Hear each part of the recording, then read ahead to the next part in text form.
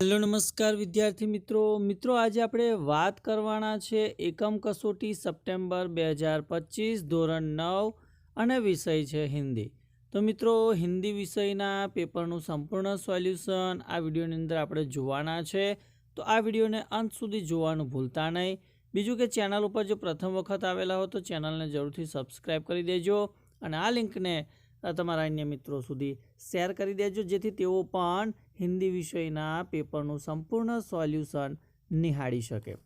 तो मित्रों बात करीशू विभाग ए कि सही विकल्प चुनकर निम्नलिखित रिक्त स्थानों की पूर्ति कीजिए। पहली खाली जगह जो है कि शास्त्रों ने राजा को खाली जगह के समान बताया है, तो जवाब आवशे ईश्वर। त्यारबाद सही विकल्प चुनकर निम्नलिखित विधान पूर्ण कीजिए। केवल उन्हीं बातों का हिसाब रखो जिनमें धोखा खाया है, तो आनो उत्तर आवश्य कि जीवन कष्टकर हो जाएगा। त्यारबाद निम्नलिखित प्रश्न के एक एक वाक्य में उत्तर लिखिए। पहला प्रश्न है कि रानी लक्ष्मीबाई की चिंता का कारण क्या था? तो रानी लक्ष्मीबाई की चिंता का यह कारण था कि बहुत प्रयत्न करने के बाद भी स्वराज उनके हाथ में नहीं आ रहा था। बीजो प्रश्न, पैसे नहीं है तो जाओ मरो, डॉक्टर मुखर्जी के इन शब्दों का बच्चन जी पर क्या असर पड़ा? तो पैसे नहीं है तो जाओ मरो, डॉक्टर मुखर्जी के इन शब्दों को बच्चन जी ने अपने लिए चुनौती समझा। उनमें रोग मुक्ति के लिए नया उत्साह पैदा हुआ। त्यारबाद निम्नलिखित प्रश्न के 2-3 वाक्य में उत्तर लिखिए। पहला प्रश्न है कि लेखक की प्रतिज्ञा असफल क्यों हुई? लेखक तूफानी हवा के साथ आ रही बरसती घटा से गिर जाने की प्रतीक्षा कर रहा था, लेकिन तूफान रुक जाने से घटा उस तक नहीं पहुंची, इसलिए लेखक की प्रतीक्षा असफल हुई। बीजो प्रश्न के पुल के पास गाड़ीवान क्या कर रहा था? तो प्रियोदा के दल के सभी सदस्य घर लौट रहे थे। उन्होंने देखा कि पुल के पास एक गाड़ीवान तन्मय होकर एक लोकगीत गा रहा था। त्यारबाद निम्नलिखित प्रश्न के 5 वाक्य में उत्तर लिखिए। पहला प्रश्न, न्याय मंत्री ने अपराधी सम्राट के जीवन की रक्षा किस प्रकार की? तो सम्राट अशोक ने एक राज कर्मचारी की हत्या की थी। इस अपराध के लिए न्याय मंत्री ने उन्हें मृत्युदंड देने की घोषणा की, परंतु अपराधी और कोई नहीं स्वयं सम्राट थे। शास्त्रों में राजा को ईश्वर रूप माना गया है, इसलिए उसे केवल ईश्वर ही दंड दे सकता है। न्याय मंत्री ने सम्राट की जगह उनकी सोने की मूर्ति को फांसी पर लटका दिया। इस प्रकार न्याय मंत्री ने अपराधी सम्राट के जीवन की रक्षा की। त्यारबाद बीजो प्रश्न कि दिन में गुलमर्ग की शोभा का वर्णन अपने शब्द में कीजिए। तो दिन में गुलमर्ग का हरा भरा रूप आँखों को मुग्ध कर देता है। धरती से लेकर आकाश तक हरियाली ही हरियाली दिखाई देती है। हरी घास के बीच तरह तरह के रंग बिरंगे फूल खिलते हैं। वातावरण में नई नई कोपलें फूट आती है। सैलानी घुड़सवारी का आनंद लेते नजर आते हैं। हर क्षण नए अनुभव और रोमांच की सृष्टि होती है। आकाश में बादलों के नन्हे नन्हे द्वीप तैरने दिखाई देते हैं। पगडंडियाँ भेड़ बकरियों के रेवड़ों से ढक जाती है। इस तरह दिन में गुलमर्ग की शोभा देखने लायक होती है। त्यारबाद विभाग बी कि सही विकल्प चुनकर निम्नलिखित रिक्त स्थानों की पूर्ति कीजिए। तो मानव की एकता की खाली जगह पूर्ण हो तो अच्छा, तो जवाब आवशे भावना। त्यारबाद काव्य पंक्ति पूर्ण कीजिए। भूलोक का गौरव त्याथी लईने वह कौन? भारतवर्ष है त्या सुधी। तो भूलोक का गौरव प्रकृति का पुण्य लीला स्थल कहा, फैला मनोहर गिरी हिमालय और गंगा जल जहा। संपूर्ण देशों से अधिक किस देश का उत्कर्ष है? उसका की जो ऋषि भूमि है वह कौन? भारतवर्ष है। त्यारबाद निम्नलिखित प्रश्न के एक एक वाक्य में उत्तर लिखिए। कि स्वयं को किसने समान बताया? तो कर्ण स्वयं को पक्षीराज गरुड़ के समान बताता है।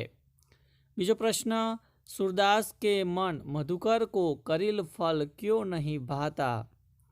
तो सूरदास के मन मधुकर को करिल फल नहीं भाता क्योंकि उसने कृष्ण भक्ति का अम्बुज रस चख लिया है।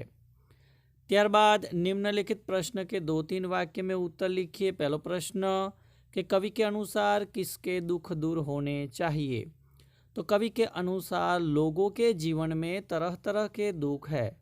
इन दुखों से छुटकारा पाने का उन्हें कोई मार्ग नहीं सूझता। उन्हें दूसरों की सहानुभूति भी नहीं मिलती। वे स्वयं अपने दुखों से मुक्त नहीं हो सकते। ऐसे उपेक्षित और असहाय लोगों के दुख दूर होने चाहिए। बीजो प्रश्न, गुप्त जी ने भारत के गौरव को किस रूप में हमारे सामने रखा है? तो गुप्त जी कहते हैं कि भारत प्रकृति का पुण्य लीला स्थल है। यह ऋषियों की पावन भूमि है। भारत ही संसार का सिरमौर है। भगवान की बनाई हुई भवभूतियों का सबसे पहला भंडार भारतवर्ष ही है। यहाँ के निवासी आर्यों की यह प्रसिद्ध भूमि है। आर्यों ने ही संसार को विद्या और कला कौशल की शिक्षा दी है। इस प्रकार कवि ने भारत के गौरव को हमारे सामने रखा है। ત્યારબાદ વાત કરીશું વિભાગ सी कि निम्नलिखित मुहावरों का अर्थ लिखकर वाक्य में प्रयोग कीजिए। तो पाताल से खींच लाना, उसका अर्थ है किसी इच्छित वस्तु को कहीं से भी ढूंढ लाना। वाक्य है कि चौधरी जी चाहे तो ऐसी अंगूठी पाताल से भी खींच ला सकते हैं। ત્યારબાદ निम्नलिखित वाक्य को शुद्ध कीजिए कि वृक्षों पर कोयल बोल रही है। तो शुद्ध वाक्य थશે कि वृक्ष पर कोयल कूक रही है। बीजू है कि सविता ने चंद्रिका को बुलाई। तो शुद्ध वाक्य है कि सविता ने चंद्रिका को बुलाया। ત્યારબાદ निम्नलिखित शब्दों का विरोधी शब्द लिखिए। उचित, उसका विरोधी अनुचित। गिरफ्तार का विरोधी रिहा। निर्मल का विरोधी मलिन। अल्प का विरोधी अधिक।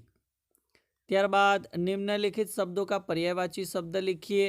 संचय का पर्यायवाची शब्द संग्रह होता है। नवनीत का पर्यायवाची शब्द मक्खन होता है। मदिरा का समानार्थी शब्द शराब। मुआवजा का समानार्थी शब्द बदला। ત્યારબાદ निम्नलिखित शब्द समूह के लिए एक एक शब्द लिखिए। पहलू है कि जिसकी आने की तिथि निश्चित नहीं है वह उसे अतिथि कहते हैं। अच्छी तरह से किया हुआ उसे समुचित कहते हैं। ત્યારબાદ निम्नलिखित वाक्य में से भाववाचक संज्ञा बनाइए कि मानव सृष्टि का विस्तार भी यही से हुआ। तो आनी अंदर भाववाचक संज्ञा आवशे विस्तार। અને आज देश की दशा अच्छी है। आ वाक्यनी अंदर भाववाचक संज्ञा आवशे दशा।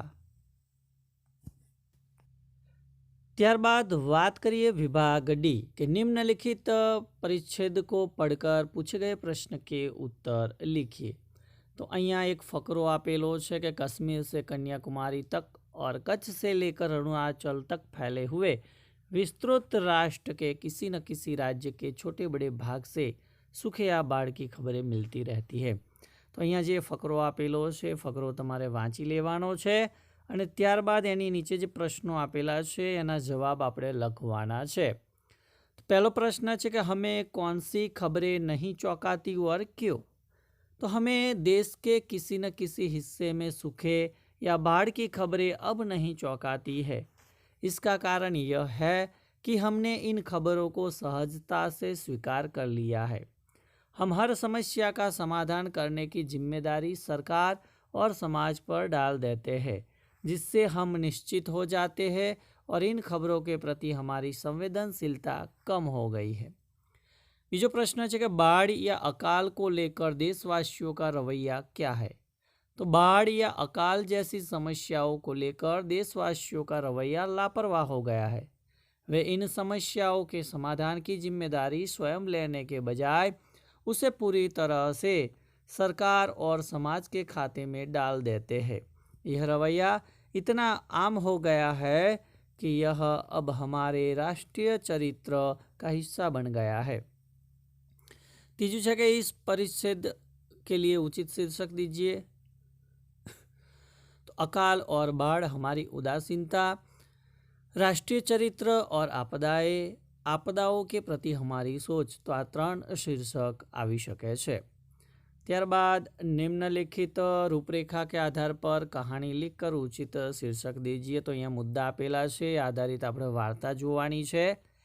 એનું શીર્ષક આવશે કે चित्रकार की चतुराई। तो वार्ता જોઈએ तो एक चित्रकार को प्रकृति से बहुत लगाव था।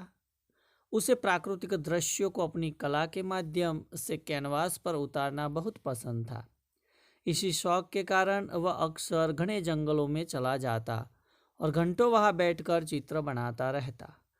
एक दिन वह जंगल के और भी अंदर चला गया ताकि उसे कुछ नए और खूबसूरत दृश्य मिल सके। वह एक नदी के किनारे बैठकर अपनी तुलिका और रंग से प्रकृति की सुंदरता को कागज पर उतार रहा था। तभी अचानक झाड़ियों में हलचल हुई। उसने डरते हुए सिर उठाकर देखा तो उसके सामने एक विशालकाय शेर खड़ा था। शेर की दहाड़ से जंगल गूंज उठा और चित्रकार का दिल जोरों से धड़कने लगा। डर के मारे उसने हाथ पैर कांपने लगे और उसके हाथ से ब्रश नीचे गिर गया। उसे लगा कि अब उसका अंत निश्चित है, लेकिन तभी चित्रकार ने अपनी घबराहट पर काबू पाया और अपनी बुद्धि का इस्तेमाल करने का सोचा। उसने कांपते हुए हाथों से शेर की ओर देखा और हिम्मत जुटाकर कहा, महाराज, आप तो जंगल के राजा हैं, क्या मैं आपका एक चित्र बना सकता हूँ? ऐसा चित्र जो दुनिया में किसी ने न बनाया हो। शेर ने चित्रकार की बात सुनी और कुछ देर सोचने के बाद गरजते हुए हाँ कह दिया। चित्रकार ने तुरंत अपना सामान उठाया और शेर का चित्र बनाना शुरू कर दिया। वह बहुत ध्यान से शेर का चित्र बना रहा था, मानो वह सच में उसकी कलाकृति को अमर कर रहा हो।